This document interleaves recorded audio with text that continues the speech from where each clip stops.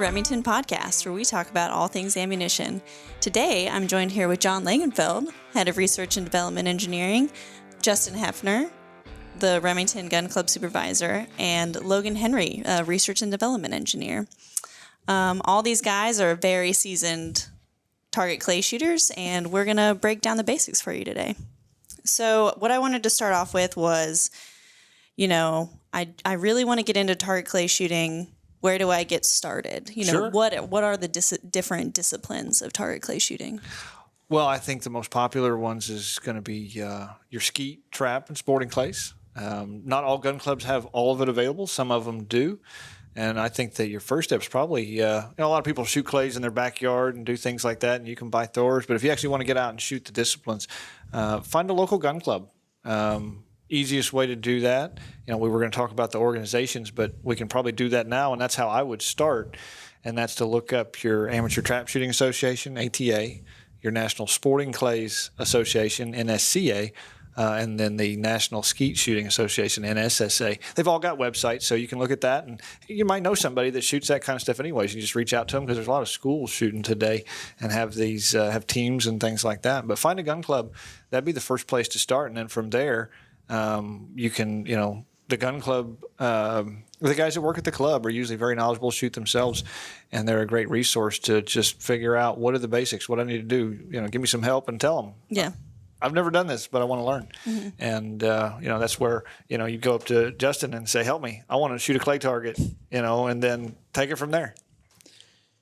Typically where we start is it's going to be their shotgun. Either they bring their own, sometimes they have just their grandpa's hunting gun, and you can shoot with that. Just if you were planning on being competitive, I would eventually work into something more of a competition gun or just something a little easier on the recoil, because that's a big part of it too. Is a lot of people can't handle the 100 rounds the first time they come out. So we typically go with a light load, number 8, 1185 and feet per second, and we just get them out there and we go to traps, typically where we start. We put it on straightaways and shoot from there, see what they can do and make sure they can safely handle it. So I can show up with my duck gun or my, Mert gun or whatever I want, mm-hmm. and shoot. So it's not too specific, but there's guns that are specific to competition. It's like everybody drives a car, but not everybody drives a Ferrari, right? Or an F1 car for this or a NASCAR for that. So there's different types of shotguns for the specific disciplines. But you can shoot it with, if you got a hunting gun, 870 or something like that, you can bring it to the gun club, and it'll definitely be a start, and you'll have some fun.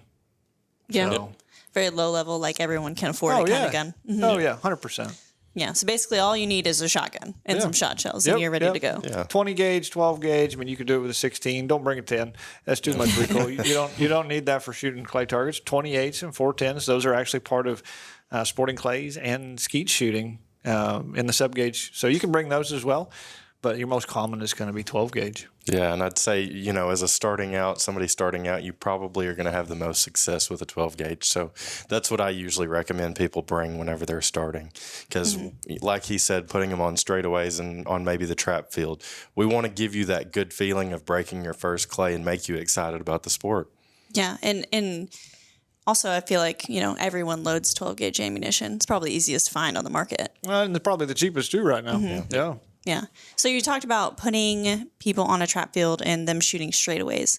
So I would say like the most popular 3 disciplines of target clay shooting are trap, skeet, and sporting, right? Can we talk about the differences between the 3? Yeah. Why don't you handle skeet? Okay. So skeet, you're going to have 2 targets the entire time. They're not going to change. They're not going to be any angles. They'll cross in front of you. You got a high house and a low house, and 8 different stations that kind of wrap around the whole field in like a half moon shape. And then your last station's right in the middle, staring directly at both the houses. They fly right at you. Right. Yep. Yeah. Right above you. Mm-hmm. And those are typically your most difficult station, except for around 3 when they're coming across. You got to give it a bigger lead. Skeet, I would say, is what most people come out and they're like, I want to practice for dove hunting. They'll go shoot skeet just because of the crossing angles and stuff like that. But I would say it's not as popular around here, but it's definitely got a lot of history behind it. You can shoot it with all the sub-gauge stuff, and a lot of people have fun with it. But it gets a lot more expensive when you get into the sub-gauge guns, and you get a competition gun that's got 4 different sets of tubes, which are inserts for any 12 gauge to a 410. Right. Yeah. Yeah. So you go around the field in the half moon, and there's different stations around the half moon, and at the different stations, do you have, is it the point that you're shooting at different angles, or is the point that there's a different order in which they come? So the order of it, it's mostly the different angles of it. 1, 2, and 3. 1 and 2 will have a high house, low house, and then a double. And then when you get to 3, 4, and 5, your center ones, you're just going to have a high and a low single. And then it'll flip back on. No, I got it off there somewhere. No, that's right. 3, 4, and 5 are in the middle, and then 6 and 7 will have your high, low, double again. Except you shoot your double reverse. You'll shoot your low house first. Okay. And then your 8, if you Skeet has what they call a mulligan. If you get all the way around without missing, you've got a third shell for station 8. But it's usually your first miss, you'll reshoot that target over again. Okay, gotcha. And the high house and low house, the difference is literally one is higher than the other. Just where it starts. Okay. Yep. They'll cross. They're supposed to go in a hoop. I think it's like a 4-foot diameter, and that's how they set Skeet targets. So they cross about the same point, but just one comes from a high house, one comes from low. And the different angle makes a difference. Okay. Logan, can you explain trap? Okay, so first of all, I would say, so most people, whenever they come out to the club, they're going to say, I want to shoot Skeet often, or I hear lots of people say, I shoot Skeet. And whenever you kind of get to talking to them a little more, you learn that they're probably shooting trap, or maybe they've shot backyard. They had a thrower that they put on a tire and did that. If you've done that, you're more than likely, I would say, you're closer to you have shot trap. So giving you the layout of the field, so there's 5 different stations, and they're not exactly in a half circle, but they're close to that. And they're just basically concrete sidewalks. They'll usually run back to what we call 27 yards. They're going to start 16 yards away from what we would call the trap house. And it's usually a concrete or a metal, I guess I could say box, or almost like a small room that's out in the field. And you're going to have your trap machine in there, and it's throwing away from you. So that's the important thing about trap, is the targets are going away from you. The angles aren't near as harsh as what you would say sporting clays or Skeet are. I think it's a really good place to learn. So there's 5 different stations. What you're going to do is you're going to have 1 box of shells, 25, and you're going to go to each station and shoot 5 shells. So for a total of 25, and if you shoot a 25, you had a perfect score. The target's there about 42 miles an hour. I think that trap's a really good place to start. That sounds fast, by the way. It sounds fast, but whenever you're out there looking at it, it's actually not that hard. So, And the straightaways that y'all were talking about, that comes from the trap fields. Yes. So if you're in your half circle, we'd usually put you on station 3, which is kind of in the middle of that half circle.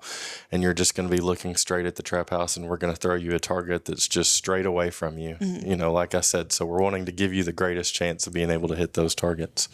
Yeah. And then we're going to give you the angles from different stations and stuff, and make it a little harder, change your lead a little bit. So Skeet is the targets are closer, and you're going to get everything from kind of a slight quartering away and toward to a perpendicular target, what we call a crossing target. And so the lead in Skeet changes drastically. Yeah. From say station 1 to like 4. And so that's really good. That's probably why the dove hunters want to come out and practice that motion, and you get a big variety there, And then, but one thing about Skeet is where every target's going. Right. Every time you call pull, you see what you're going to get. It's either going to come out of the high or the low, and this is the path that it's going down. And in trap, there are 3 disciplines, which you didn't get into yet. Yes. Within trap, which you can, but in trap, you don't know. You know that they're going up and away from you, but you don't know at what angle, because the arm is oscillating within the trap house. So when you call pull, like I said, you always know it's going to be up and away, but is it right, left, straight? You don't know that. So that's kind of the challenge.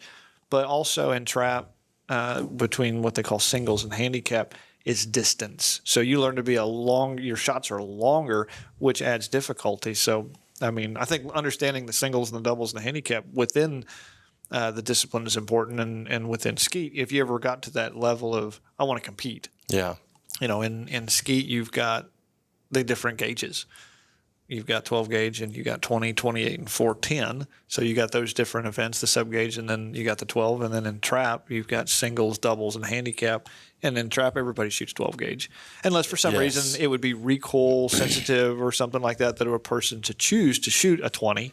But there's not a different, they don't have a 20 gauge event or anything like that. Not a different class. No, shoot 12 gauge. That's, everything. And so I would say, elaborate just a little bit on what's the difference between singles, doubles, and handicap. Yeah. Okay. So I'll start with handicap. So if you're shooting a day of the Amateur Trap Shooting Association in a competition, your second event after the singles that morning is going to be what we call handicap. So when I described the field, I said that it's a walkway coming forward to the 16-yard line. So that walkway goes all the way back to what we call 27-yard line. So each yard is marked on that walkway, and that's how far you are away from the trap house. From the trap house, Yep. yeah. So Not from the target, from the trap house. If I'm 16 if I'm on the 16-yard line, I'm 16 yards away from the trap house. Yes. If I'm on 27-yard line, I'm 27 yards away from the trap house, so I'm further. So handicap is distance game. Yes, it's a distance game, and as a new competitor, I believe. John, you can correct me. Usually they start you on 20. In the 20-yard line now. So, and then as you shoot good scores, which in trap shooting is considered a 96 or better, you'll get what we call punches, and you move back until you eventually hit the 27-yard line, and then it's a tough game once you get back there. I'll say that. But you can go front and back. Yes. If you have a bad year or you change your gun and you're not as good with that one or whatever, you can get offered reductions. And it's usually about every 1,000 targets they do a review. And I believe that if your score or your average is under 90, you're offered a reduction. And you can take it or not. Some people are very proud and will never come off the 27-yard line, even though they shoot like crap from back there. But and I was that way when I first started on 27 and was offered a reduction because I just wasn't shooting as much and felt like, no, I can figure this out. And the second time they offered me a reduction, I said, yeah, give it here. Let me get closer. I'm not competitive. I'm not shooting as much as I was. And so, but, I think I went all the way back to 25 and then had a good year. And now I'm back on 27. Mm-hmm. But anyways, so you can go back forward. It's all based on ability and trying to kind of equalize the playing field so that if you're a, 21-yard line skill level, you're not getting beat every time by a guy who can shoot from 27 standing on the same yardage as you. Yeah. So, like I said, it tries to equal it out. You can only be a certain yardage away to shoot next to somebody, correct? Yes, I believe so. It's 2 yards forward, so you can only be 2 yards forward to the guy next to you. Gotcha. And I believe, Justin, you can correct me, I believe you can be within 3 yards of someone on your squad, but you cannot shoot directly next to them. Pretty sure that's there has correct. to be a post in between. Yeah. Like an empty post? Yep. Okay, gotcha. So it doesn't have to be empty, but the person in between still has to be within that 2 yards. Gotcha. Yeah. That makes sense. So explain to me this. When I first started to understand what handicap was, punches sound like a negative thing. And why would I want to stand on the 27 when I can stand on the 20? Like, is it a badge of honor to stand on the 27? It could be a personal goal. Yeah. Because if you're better, anybody who's on the 27 has won a bunch of shoots. Mm-hmm. They've shot good scores. And you don't get back there if you don't break good scores. So, it's just kind of a personal accomplishment for some people to say, I've made it to 27. But it's inevitable. If you shoot long enough and you progress in your skill level and you get better and you break the good scores, you're going to get punched. Mm-hmm.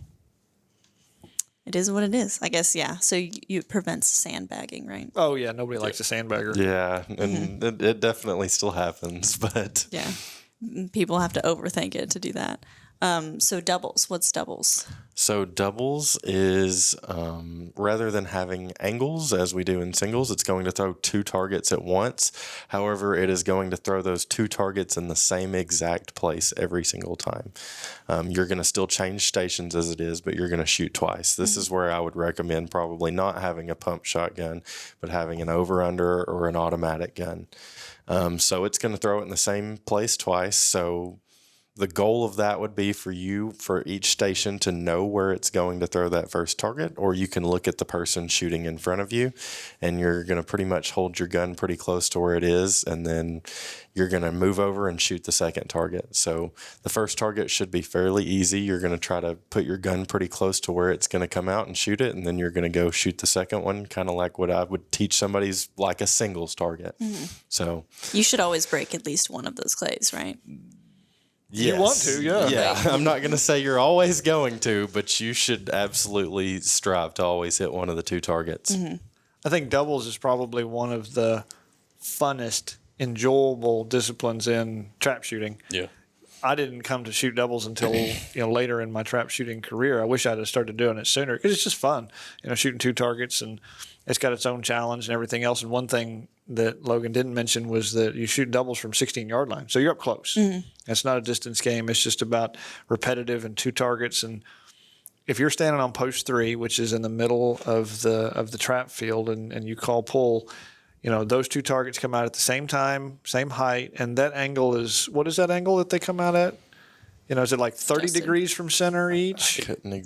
It's so the total field is like 32.5 degrees, so it's like 17 degrees. 17 and So something. yeah, that's what they look like every time. So as you rotate through, 1 through 5, that, like I said, on 3, you're right in the middle of them. So 1 and 2, the right target is a little straighter to you, and then 4 and 5, the left target is a little bit straighter to you. So that's kind of how the field shifts as you move around. But that's what it looks like when you're shooting doubles. Yeah, and the goal is always usually to shoot whatever looks like a straightaway target for you. On 3, as we said, you're not going to have a target that presents as a straightaway target, so you can kind of choose whichever one you would prefer.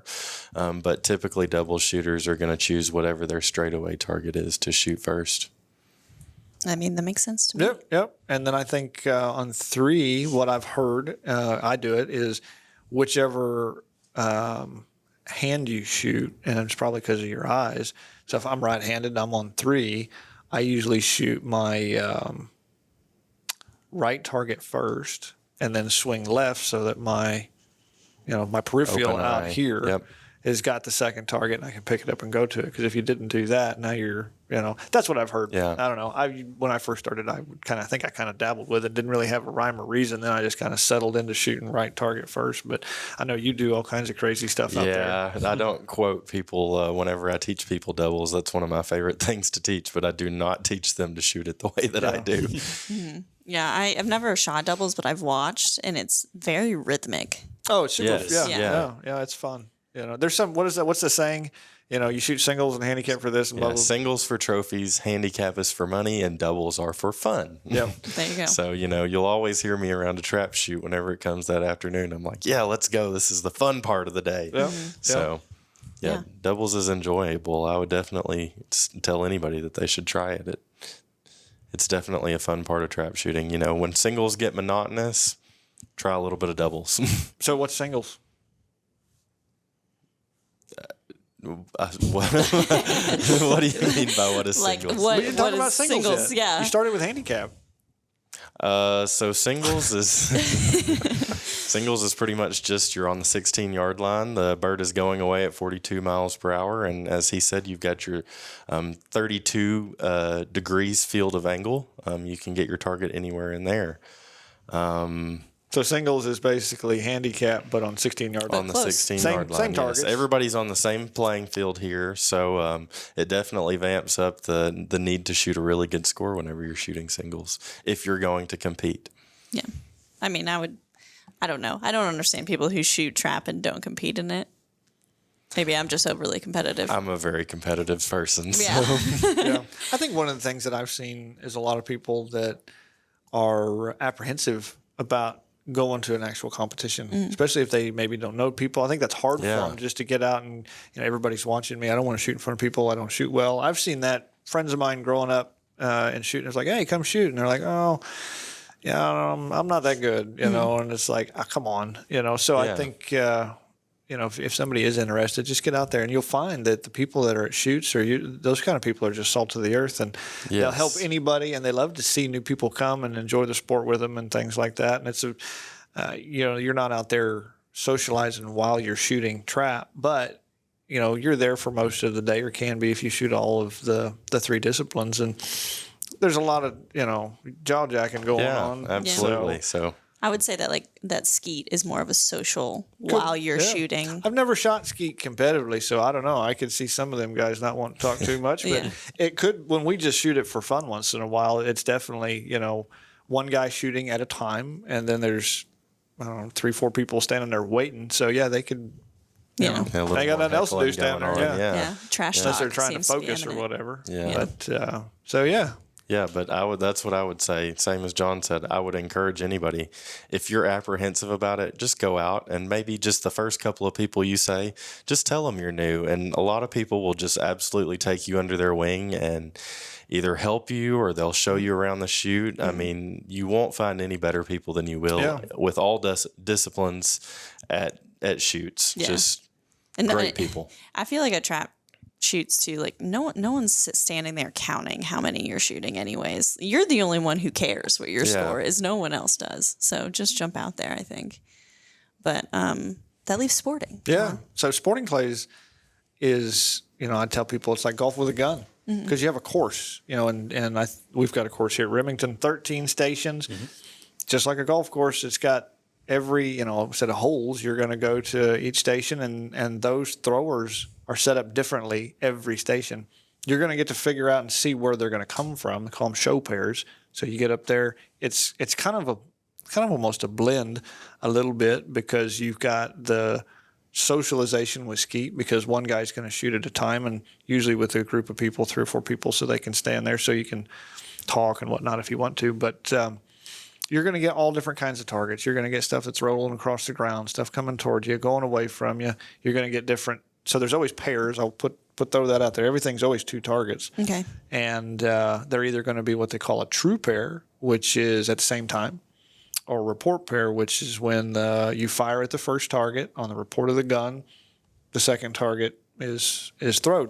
So when you walk up to the station, of course, there's signage on the station that tells you you're going to shoot 3 or 4 pairs, 5 pairs, if it's report, if it's true, and then you're going to look at them and see, what you're having to shoot here. Maybe one's rolling across the ground, and then you got another, right to left crosser. Okay. So you know what you're doing. You know where they're going to come from. But I think, relative to trap and skeet, sporting's pretty hard. It can be very humbling. It's very challenging. Very difficult. Because you don't have that rhythm of muscle, like muscle memory almost, of that vision of this is what that lead looks like, or my gun speed on how to break this kind of target. Maybe you haven't even seen this kind of target before in your shooting career, and you got to figure that out. And so it's been, like I said, now with the courses at Remington, we've started to shoot sporting clays kind of regular the last couple of years, and I've enjoyed the challenge of sporting. Feel like I'm probably a better wing shot than I was. I used to think I was pretty good until I shot sporting, and then I found out I wasn't. But like I said, it's been fun. I've enjoyed it, and the people, different crowd, and of course being in the middle of ammunition development, what I've also thoroughly enjoyed is being observant and understanding why the shooters of each discipline select the shells that they do, so that we can, make better loads or optimize the selection of payload and velocity and whatnot, and give the consumers what they want. So, but that's sporting clays. You're going to go around to every station.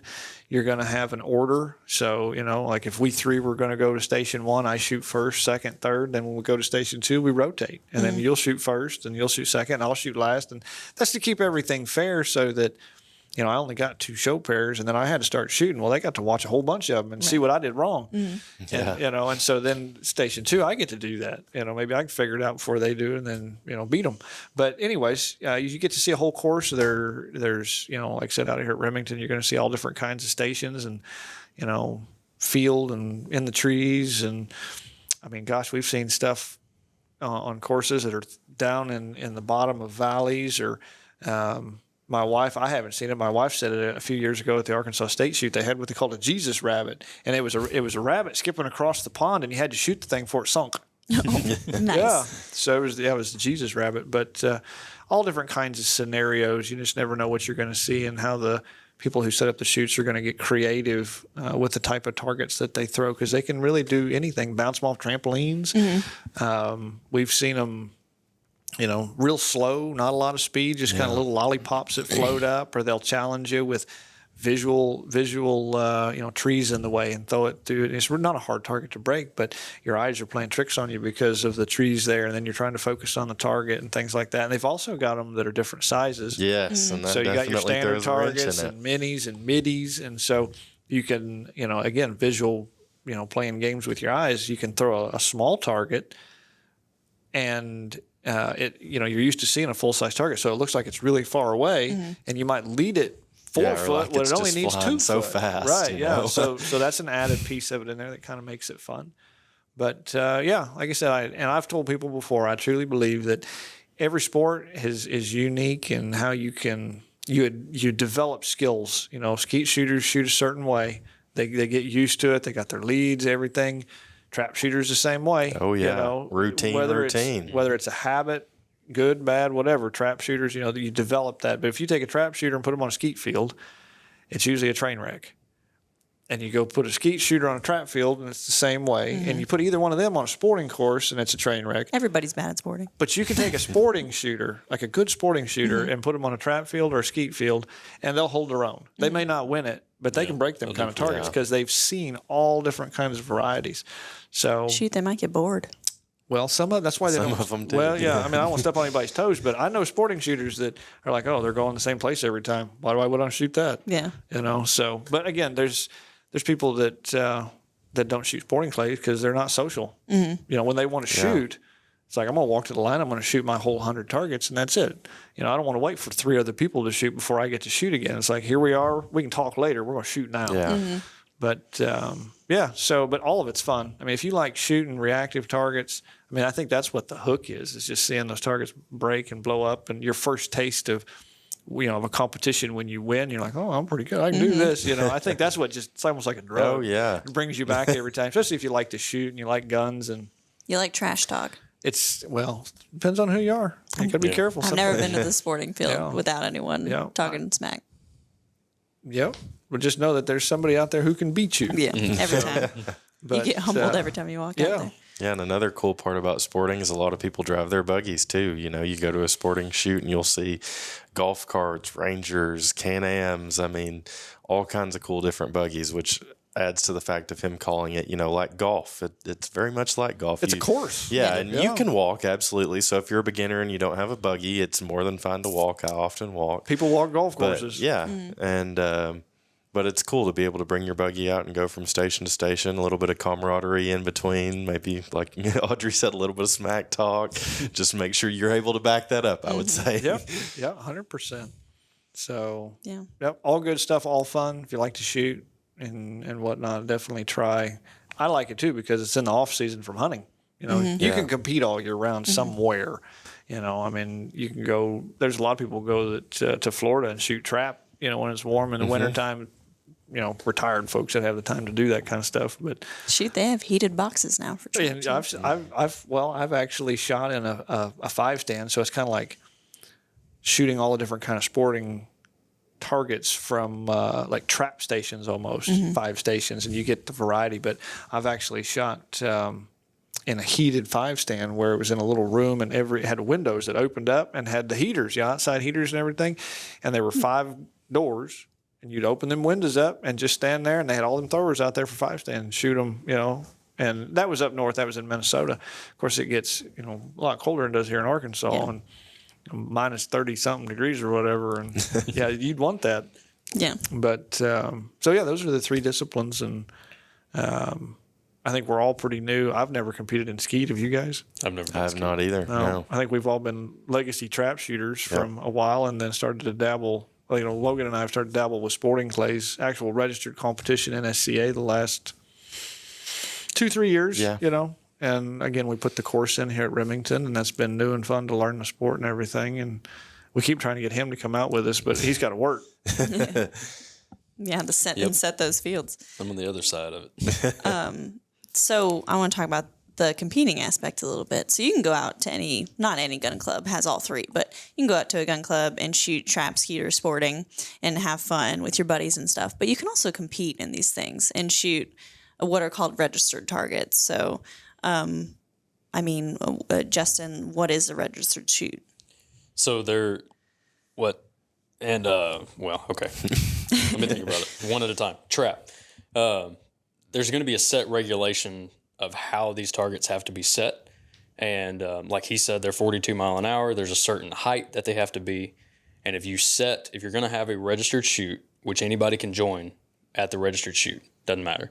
As long as you're registered with the Trap Association? They can join the association. Oh, okay. Yeah, you don't have to be a member of the club, but if they're holding a registered shoot sanctioned through the ATA, all they have to do is show up and say, I'm a brand new shooter, and they'll fill out a form, get all their information, pay their dues, and then they'll shoot their most people I would say would probably just shoot singles in their first competition for Trap. And then Sporting Clays is the same way. You can join at the shoot. But like he said, there's not really a rhyme or reason to where we set these targets. So For sporting, yeah. So we can just kind of do whatever we want, and we can throw them across the ground and use a rabbit to throw in the air. It doesn't matter. And then Skeet's Skeet and the Sporting Clays, they're the same website. They're the same association, pretty much. There's different parts of it. But they also have a set regulation of targets. That 4-foot hoop that it's got to go through in the middle of it, it's got to reach a certain stake on the other side of the field. The target has to reach the target has to reach that point, yeah. That's pretty much it. And I would say in either one of those, typically a registered shoot is going to be 100 targets of whatever discipline. Let's say a registered trap shoot. That day they're going to throw 100 registered singles, typically, not all registered shoots, but they're going to throw 100 registered singles, 100 registered handicap birds, and then 100 or 50 pair of registered doubles, or 100 shots. 100 targets. Yeah. Yes. So you're going to, at a registered trap shoot, you're probably going to have the option to shoot 300 shells that day. If you shoot all 3 disciplines. Yes. And all of those targets are recorded. The gun club gets your scores, and they are sent back to the organization that you're shooting for, whether it be NSCA, ATA, NSSA. And it's going to go in their website, and they're going to record it under your name and all your information, so that anybody can technically look you up and see what you've shot at any different shoot or any gun club that you've been to. It's kind of a little bit of a badge of honor, I guess you could say. You've shot so many targets this year. Here's what your averages are. You're able to see that on all those websites. Probably the driving factor behind all that is so that it's a level playing field, or at least the concept is to try to have that. We talked about handicap and the different yardages to equalize the field. In singles and doubles, they have classes, which runs AAA down through what? D? Yep. Yes. For sporting. And it's all, no, that's for trap. For trap. For okay. double, yeah, for doubles trap, there's classes, and singles trap is classes based on your average. It's a running average. Yes. And so there's brackets depending on the shoot, how big the shoot, of what class you're going to be in. And so you can compete against the people in your class. Everybody competes for the overall, but of course, if you don't go out there and win that, then you can get class trophies. Okay. So just like in handicap, you're competing for the overall, but you can also win, you can win a yardage trophy, and they bracket that, I don't remember what they are, but like 20 to 22 or 23 or whatever. Short, mid, and long yardage is kind of how it's bracketed out. And there's classes in Sporting Clays. Same thing. So it's it works a little bit differently than averages. It's almost like a blend of handicap. They have punches that you get based on winning shoots or placing, shooting so many targets relative to people in your current class, and then as you shoot better, you go up. You don't need a master class shooter down in D class beating everybody all the time. That's no fun. Right. Yeah. So they're what we would call in trap shooting AAA is what they call master class. That's the top. And then it goes down to AA, A, B, C, and D. Yeah. So and E for sporting. E for sporting, yes. Yeah. So having all those registered birds allows them to track how you're doing. You can see if you're improving, and allow you to compete in a class that's appropriate.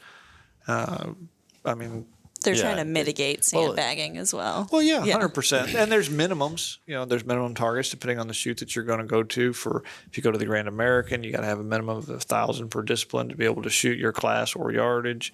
And then state shoots, I think for sporting was 300 targets here in Arkansas. Yes, yeah. I don't know if that's an NSCA thing or if that's probably is, but we shoot 300 registered targets before we go to the state shoot. Otherwise, they're going to penalize you and make you shoot in a higher class than what you are. Okay, they'll bump you up. That's how they try to prevent you from sandbagging. They do the same thing in trap. And state shoots are different than at the Grand. I know at the Grand they'll put you on 25-yard line if you don't have 1,000 handicap targets in. So Yeah.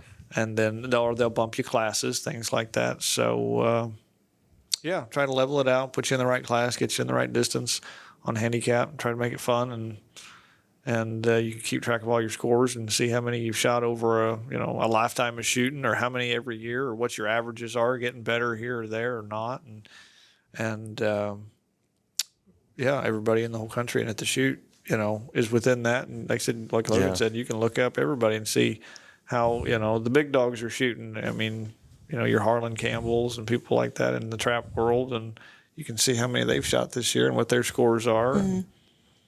Yeah, and I would say those classes too, they're really important because they give everybody a really fair shot at actually winning something. So it makes it to where that a seasoned shooter such as me of, 12 years who's been shooting for a long time, the person who just starts out that day that's maybe in D class, they've got a good shot of potentially winning a D class trophy versus they're not directly always competing against somebody like me who's in AA or AAA who's shot for a long time. So it spreads the wealth a little bit and gives a little more opportunity for winners, I would say. Yeah. Makes you feel like you've improved in some way, even though you're not the top dog in the sport. That's exciting. Yeah. I mean, that's why I thought trap shooting was pretty cool. So just to break it down, ATA is for trap, NSSA is for skeet, and NSCA is for sporting clays. Correct? Yes. Okay. That's a So lot of anybody acronyms. listening, those are the acronyms you want to look up depending on the sport that you're looking to pursue. Probably the best resource is the gun club or somebody you know. I mean, just ask them. I mean, like I said, if you can find a local gun club, stop by, talk to people. There's going to be individuals at those clubs that are probably shooting registered targets of some sort, and you can, talk to them, get involved, try to shoot a little bit, learn about it, and if you want to take that step and shoot some registered targets, I think the gun club is going to be your best resource to facilitate doing that and easy and trying to understand everything, because it could probably be overwhelming, I think. Going to the first shoot the first time, and where do I go, and when do I sign up, and what station am I supposed to stand on, what trap am I, like I said, ask for some help. People will help you out. Mm-hmm. And Google and YouTube are always helpful too. Oh, yeah. Yeah. If you don't want to talk to people. You come to Logan and just ask for Justin. Yeah. I don't know what I'm doing. Help me. Yeah. There's gun clubs everywhere, all over the United States. And the cool part is, too, if you get into target clay shooting, is that you can travel and go to these different gun clubs. Yeah. I know one trap shooter here in Arkansas, one of his kind of bucket list things is to shoot like every state shoot. Go to all the different ones and travel with his family and stuff like that. And he's got a list of them, how many he's been to. And so you'll get to see a lot of, shooting trap here in Arkansas is going to be completely different than Nevada or, going out west, and, just the climate change and the altitude differences and what the targets look like. I mean, Logan can probably elaborate on that and how you don't have to throw a target as fast to get it the same distance out west, because it's, the air's thinner. Your atmospheric conditions are different. Yeah, absolutely. Yeah. So, I've always heard everybody goes out there to break perfect scores because they're easy. That is correct. Yeah, they look like they're just floating out there versus in Arkansas, you see them spring out of the house, In the background has something to do with it. Oh, right? yeah. If one of my favorite clubs is Tucson Trap and Skeet Club, and it's basically just the mountains out in Tucson that you're looking over. I mean, there's some really beautiful places to go see. I've got to say that Hawaii is definitely on my bucket list for a shoot. Yeah, definitely. Just Hawaii in general, but sure, the Hawaii Gun Club, yeah. So, like John said, the Lone Oak, our gun club, the Remington Gun Club here in Lone Oak, Arkansas, has everything that you need to start? Pretty much, yeah. We got so we offer trap, skeet, sporting, and 5-stand. The 5-stand's new. But if you come out there with absolutely nothing in your hand, if you've got a driver's license, and then I can rent you or loan you a gun. So it doesn't cost nothing? No, not to rent a gun, no. Loan a gun. And, I'll take a valid credit card, too. Just something to exchange while you're holding my gun. And then they pay for the targets, pay for the ammo, and we'll go out there and show them how to do it. If they've never done it before, we'll show them how to operate the gun. And I've got 35 different guns, so we can find one that best suits them based off of their size and how they might handle the recoil with it, and we'll get them going.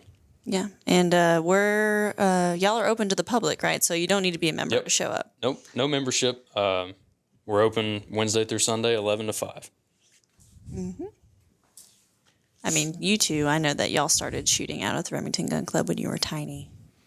Yeah, I think Yes, yep. Yeah, I've seen photos of Logan specifically. I think so. I think I was 11, at the state shoot here. The Remington Gun Club definitely has a lot of memories for me. Mm-hmm. Yeah, well, it's a good place to be. So, just closing thoughts. Do y'all have any tips for anyone getting started in the target clay shooting world? Just have fun.